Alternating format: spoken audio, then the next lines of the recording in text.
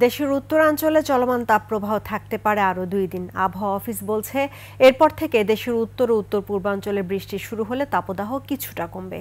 তবে সারা দেশে তাপপ্রবাহ কমতে সময় লাগবে আরও প্রায় সপ্তাহখানেক। সাধারণ মানুষ বলছে, নির্বিচারে প্রকৃতি ধ্বংস করার কারণেই এই অস্বাভাবিক গরম। মফিউর রহমানের রিপোর্ট। দুপুরের তীব্র গরমে হাঁসফাঁস অবস্থা। সইতে না পেরে এভাবেই রাস্তার পাশ থেকে লেবুর শরবত কিনে খাচ্ছেন মানুষ। গরমের মাত্রা বাড়লেই শহরের প্রায় সব এলাকাতেই এমন লেবু শরবত, ডাব সহ নানা রকম পানীয় বিক্রি হতে দেখা যায়। গরমটা যখন পরে সকালের দিকে তখন খাওয়ায় বেশি। মানুষজন যারা আসে হসপিটালে রুগী দেখতে অনেক ক্লান্ত হয়ে যায়, এই লোকগুলো খায়। গরমে ডাব চলতেছে ভরপুর, কিন্তু ডাবে অনেক দাম বাড়তি দিয়ে আনতে হয় আমাদের। সাধারণ মানুষ বলছে, অপরিকল্পিত নগরায়ন, শিল্পায়ন ও নির্বিচারে গাছ কাটার ফলে বাড়ছে তাপমাত্রা।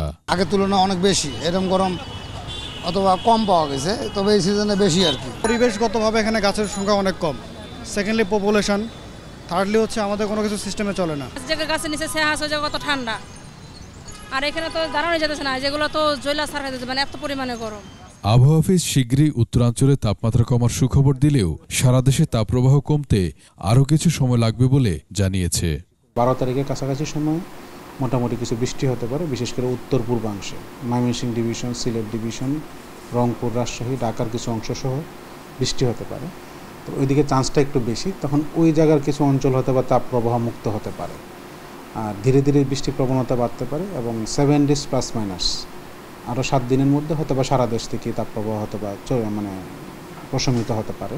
সাগর শান্ত থাকায় সহসা কোনো ঘূর্ণিঝড়ের আশঙ্কা নেই বলেও জানিয়েছে আবহাওয়া অফিস।